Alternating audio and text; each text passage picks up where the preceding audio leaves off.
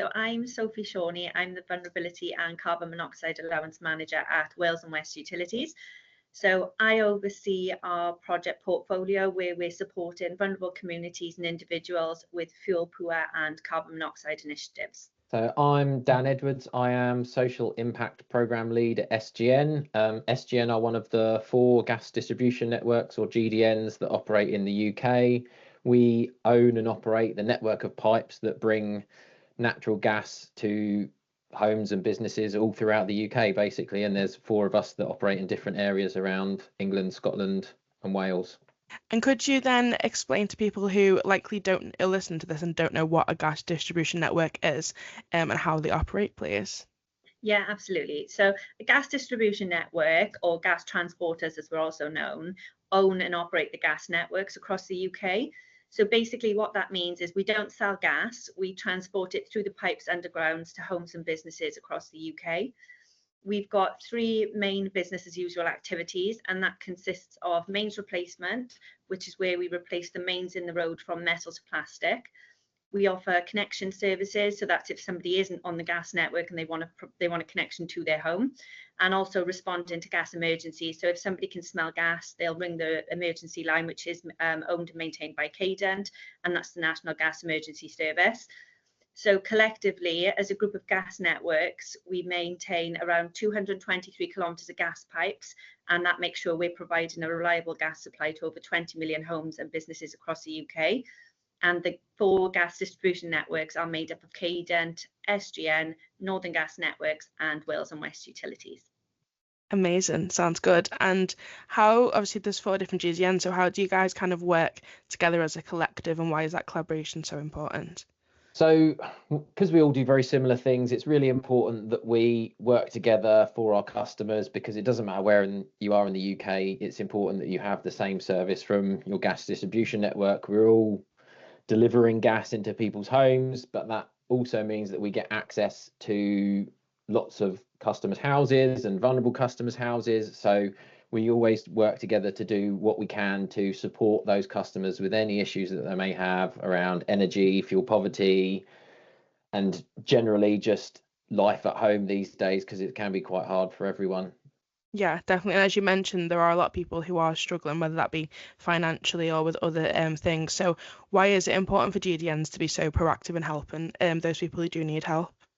I think it's really important for us as GDNs, because we do have that access into people's homes that they might not get the help otherwise, because we get called out for gas emergencies. We have to go out and change people's gas meters when they get old and all kinds of things like that. It means that we're going into the homes of people that may not be visited by anyone else for long periods of time. So it means that we do have that access and can then sort of identify that there is support needed, and we can either provide that support ourselves or refer through to one of our partner organisations, because we all now have hundreds of different partners that we work with to provide support for these households, with a whole host of different issues, ranging from energy advice to income maximisation to things like carbon monoxide awareness and everything in between, really. So there's a whole different array of support that we can provide, and going into those customers' homes and identifying where that help is needed is really important. I mean, as a group of networks, we're sort of in the homes of our communities day in and day out through our business as usual activities. So whether we're doing mains replacement connections or we're responding to a gas emergency, we're on the ground. So we see firsthand the hardship that our communities are facing. By working together as a group of gas networks and through partnership organisations, it allows us to raise awareness of the support that is available and how that can be accessed. And that's given us that proactive approach, because lots of people are not aware of the support that is available to them and how to access that support. And by us sort of working collectively as well and being on the ground, it also means that we're reaching those people that could potentially fall through the gaps. And I mean, we all know how sort of personal it is to talk about health and finances. So that's especially important where our partnerships come in. They're trusted organisations, they're sort of embedded in the communities, and that helps remove the stigma associated with accessing any of the support. And that's when, you know, the support in terms of alleviating fuel poverty, especially when it comes to health and finance. So it's that's sort of how we work together proactively with our partners as well. Yeah, of course. And if someone is listening to this and doesn't know who their representative GDN is, how will they find out that? So there's a website called Find My GDN. So if you just go onto Google, type in Find My GDN, it'll give you a website. You click on the website, pop your postcode in, and then it will give you your registered gas distribution network and contact details of how to get in touch. Amazing, thank you. I'll link that below. So I wanted to discuss the Priority Services Register. So could you give an intro of what it is and who is eligible for it, please? Yeah, of course. So the Priority Services Register is a free UK-wide service, and basically what it does, it helps utility companies, including energy suppliers, electricity, gas and water networks, just like us, look after any customers across our network that may have extra communication, access or any safety needs. By us having access to that list, it also helps us tailor our support to those that are most in need. So by accessing the information on there, we know what households or individuals have certain needs and need that additional support. And we can provide that then across the energy industry in the event of a power cut or if a gas or water supply is interrupted. As a group of gas distribution networks, we don't hold our own priority service register, but we work with the wider energy industry to share and access data so that we can support those individuals. I know I mentioned the industry working groups earlier, and this is a really good example of how the whole sort of energy industry comes together as part of those industry groups as well, is that there's been a lot of work done in the industry to explore how we can move towards one priority service register and how individuals can access and register that with ease. So previously it has been quite a complex process, especially if you've got somebody with, with really sort of depth needs that need additional support, that they'd have to sort of bring their gas, their electricity, their water supplier. So we've now sort of thought about how can we improve that customer journey and what does that look like. In terms of eligibility, it's a really sort of tricky one in terms of eligibility because vulnerability can be so broad. Vulnerability takes into account any physical, any permanent, and any temporary vulnerabilities. And we know that everyone has different needs and they can all be affected differently depending on certain life events. Mm-hmm. So the Priority Service Register has been set up to accommodate those scenarios. So there's over 30 needs codes altogether on the Priority Service Register, and that covers a broad range of needs. Some are more sort of you've got ones like of pensionable age, families with children under 5, but then you've got more specific needs. So some that you may have some people that are registered with chronic sickness or any medical conditions, those that could be reliant on energy to use any medical equipment. So we'd really encourage people, if they're not already on there, or even if they don't know if they're on there, to encourage them to contact their distribution networks, their electricity suppliers, and they can then discuss their individual circumstances and requirements. Amazing, thank you very much. So if someone is eligible and they join the register, what are the services that they can access then due to being signed up? So the services will vary per industry. So obviously if you've got like a gas and electricity or water outage, they're going to be slightly different in terms of the support that you receive. But generally you will receive priority support in an emergency. So for us, for example, as a gas industry, we'd make sure if we knew your details were registered and we were going to be cutting your gas supply off, we would come visit you and make sure you have access to alternative cooking and heating facilities until we can get that gas supply restored. Other sort of benefits of being on that register would be that you can register a password scheme. So there's lots of scams at the moment, and unfortunately, vulnerable people and communities are being targeted through those scams. So what that password scheme allows you to do is register a password against your property. So if an engineer does come and visit, they have to then give you the information so you know it's a genuine visit, and you've got the confidence then that you can let them into your own home. You can access your sort of communication in additional formats. You can have them in large print, audio, braille. And, for example, another example for the gas industry is that you may qualify for your gas meter to be moved free of charge if you're unable to access because of maybe you may have mobility issues or a disability. So we could look at that for you then as well. So they're just a few examples. Amazing. And it's unfortunate that some people might not know that they're eligible for that and then might miss out on it. So hopefully this helps people spread awareness. Would you be able to kind of give some context and share any examples of how the PSR has helped a customer? Yeah, so I mean, we've recently had an incident where we lost the gas supply to over 1,200 properties, and that was including a nursing home. So by having access to the priority service register, we were able to allocate sort of dedicated resources on the ground, and they went round and completed a door knocking exercise to everybody that was registered to understand what their individual needs were, if they needed any additional support whilst their gas was being interrupted. Mm-hmm. Whilst we went round and sort of carried out that door knocking exercise, we identified 3 households that were medically reliant on hot water. So we were able to arrange for hot water urns to be delivered straight away to their property. And then we also arranged for dedicated engineers to be on site, ready to reinstate their supplies when the gas was ready to be turned back on. So they didn't have to wait, and they didn't have the inconvenience of being without their gas supply. Mm-hmm. Another example, which is a really nice example, is that we were doing mains replacement work in an area, and we understood that one of the homes that we were going to be visiting had an occupant there that was hard of hearing. So another benefit is that, you know, all energy providers will offer a knock and wait service if they know there's somebody hard of hearing at the property. So we knocked the door. A lady answered, and we was trying to explain to her what work needed to be done, that we was going to be switching her gas supply off. But she had a hearing aid, and her battery's gone, her hearing aid, so she was unable to communicate with the engineer.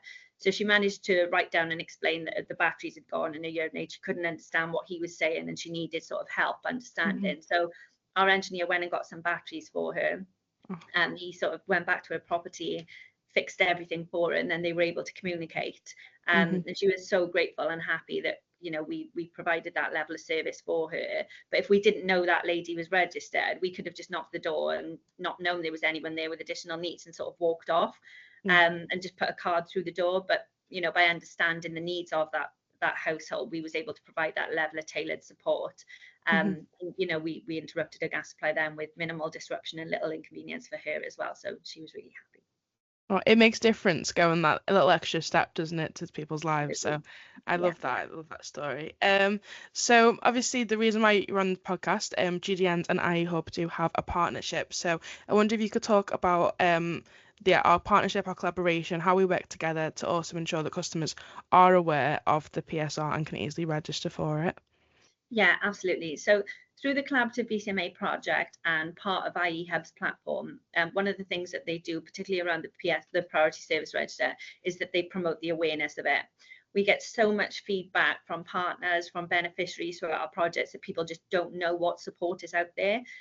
So by IE Hub promoting this information on their platform, they sort of mention what the PSR is, what are the benefits of being on there. But then if somebody does decide to go on and sign up, they also support the customer on that journey, so people know where to go and what to do to get their details registered.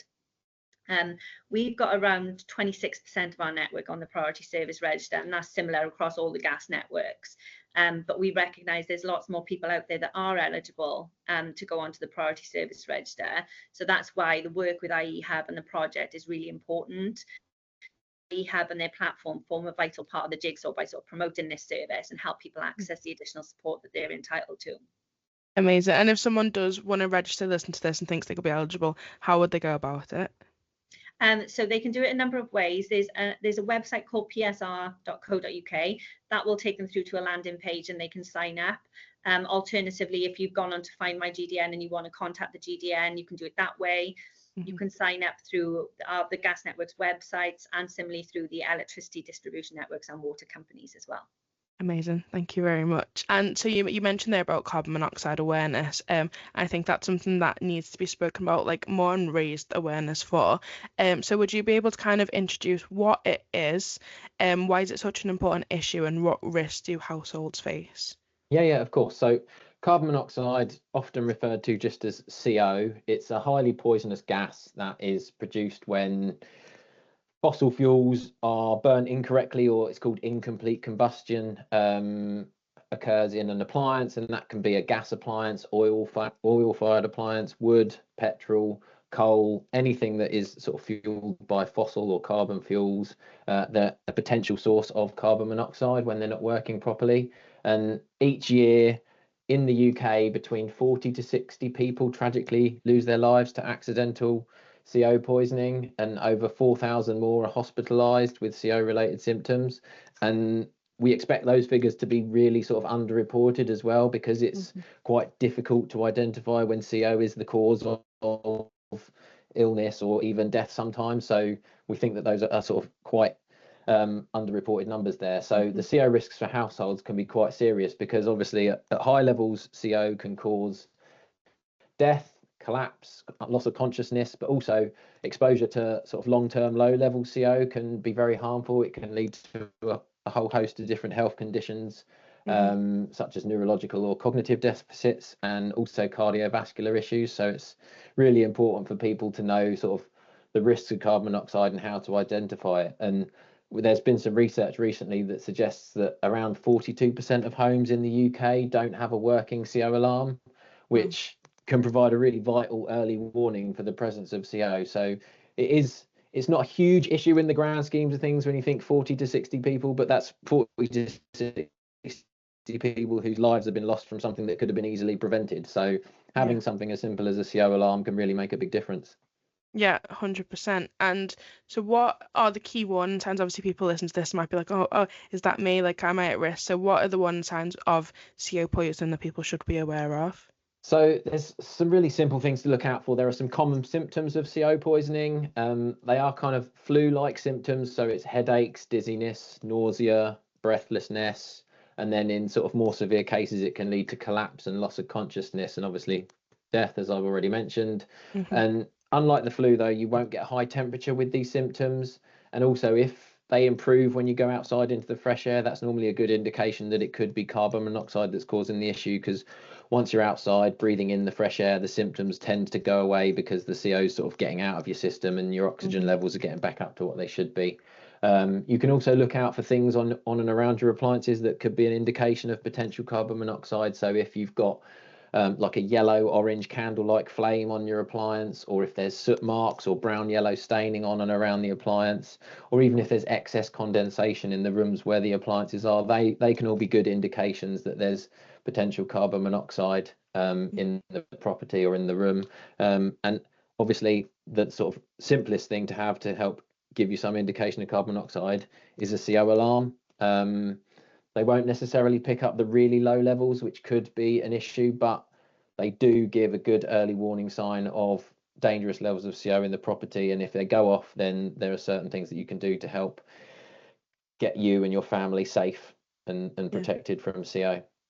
Amazing. And if someone wants a CO alarm, where can they get one? So there's various different avenues you can go down to get a CO alarm. We as gas distribution networks, we partner with lots of different organisations and we provide CO alarms, and there are ways you can go to get them. A lot of us partner with the fire and rescue services, the regional fire and rescue services, so that they can provide CO alarms through their home fire safety visits. So that's one way you can go. If you don't need them to be provided for you and you're able to get one yourself, then local DIY stores, supermarkets often have them these days as well. If you are buying online from places like Amazon or eBay or anything like that, make sure it is a reputable alarm from a sort of a well-known manufacturer, and it has to be kite marked and have the British standard 50291 on. Those are sort of ways to check that you're getting a properly certified an alarm that will protect you, because there have been instances, particularly with like Amazon, eBay, and even Temu, where you can get the sort of really cheap alarms that look good but don't actually do what they're meant to do and won't keep you safe. So if the price looks too good to be true, it probably is. Yeah. It's probably a good way to look at it. I mean, that's really handy to know. Well, I'll link as much as I can in the description so people know the correct places to go. So what other initiatives are in place to kind of help educate and also support customers with CO safety? So there's an awful lot going on around CO safety, certainly from a GDN point of view, but also from the wider industry. I'm chair of the GDN Carbon Monoxide Collaboration Group, and I'm proud to say that we sort of lead on a lot of the initiatives around CO education. It ranges from things like our dedicated school program, where we have people that go into schools and deliver CO education sessions to young people. We've got a program of CO safety activities with Scouts. And we also do things like national seasonal CO awareness campaigns. So in the summer, we run campaigns linked to recreational CO risks like barbecues and camping and even holiday homes, and sort of advising people to pack CO alarms when you're going away, through to our winter campaign, where it focuses more on in-home CO safety messaging. having appliances serviced every year by a gas safe registered engineer, installing CO alarms, having chimneys swept and sort of not blocking air vents, that kind of thing. So there's a wide range of things that we do. I've already mentioned that we partner with regional fire and rescue services, so that they can give CO safety advice and free alarms as well.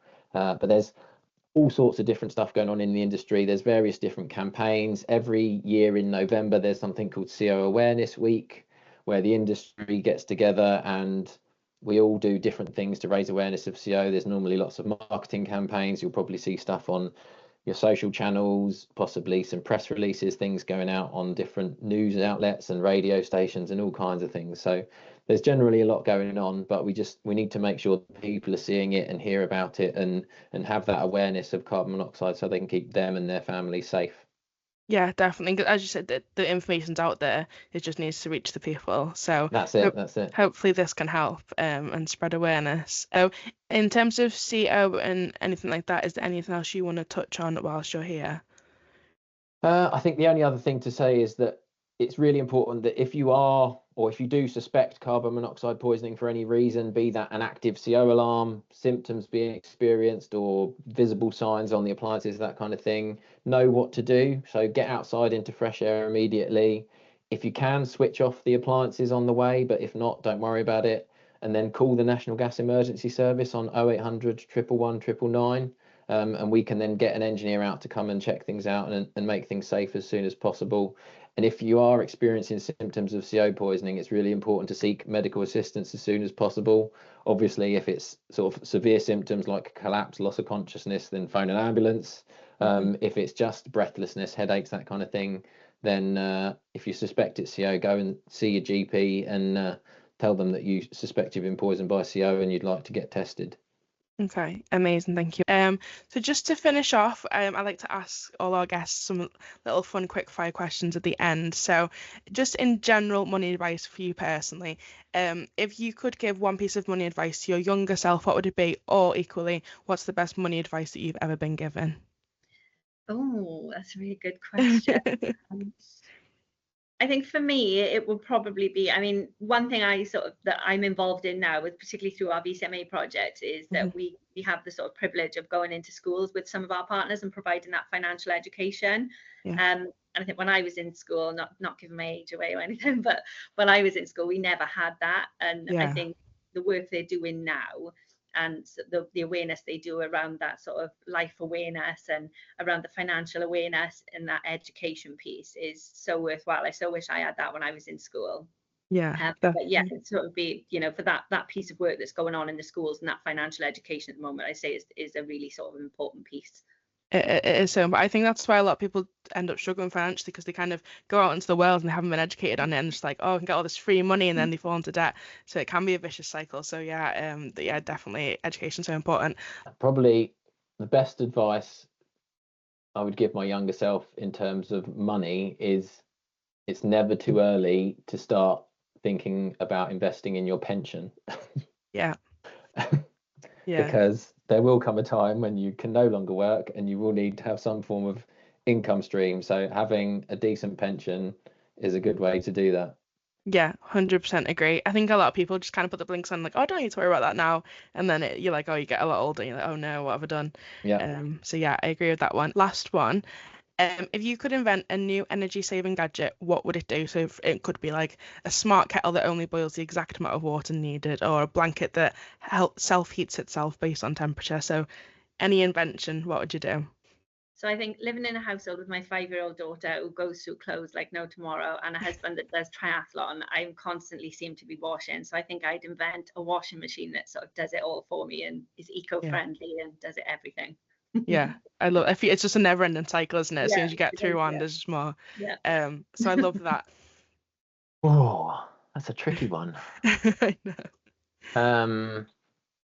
Something that captures the heat that's lost through the roof of your house and uses it to heat your water. Okay. Yeah. I don't quite know how to do that.